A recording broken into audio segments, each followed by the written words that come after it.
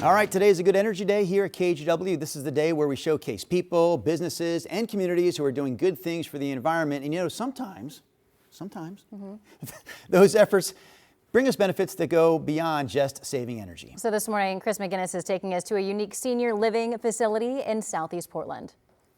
At Portland's RoseVilla Senior Living, a burned-down garage has turned into an opportunity and the launch of a long-term resilience plan.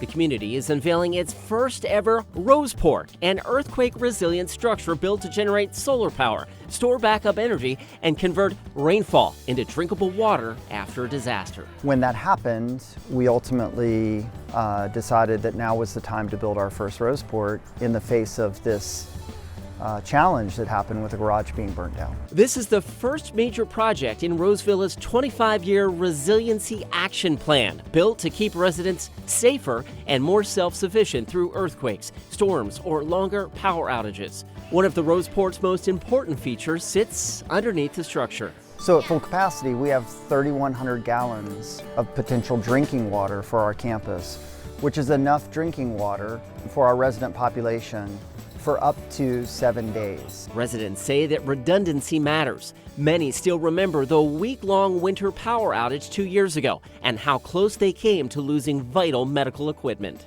If we hadn't had that, and without the Roseport, it would have been a lot more difficult, especially for seniors who need things like CPAP machines.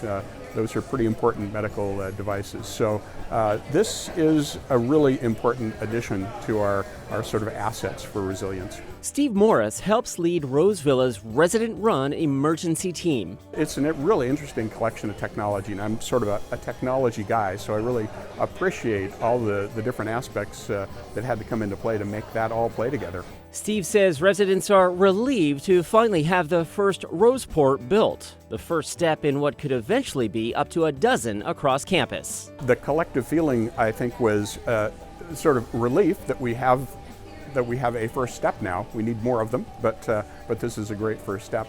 And now also we have to start the work, which is to make sure that people know actually how to use it. So RoseVilla plans to build at least 2 more of these Roseports in the next 5 years, and leaders hope that the combination of renewable energy and disaster planning becomes a model for senior communities across Oregon.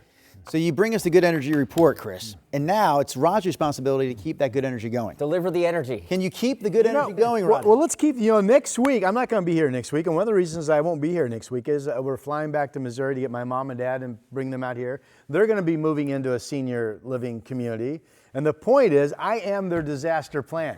And I know what you're thinking, they need a better plan. Well, they may. Let's cross our fingers that this facility they're moving into does the job. Yes. I don't know, plan B, I'm yeah, all right, yeah, well, I'm concerned about plan B myself. All right, here's a look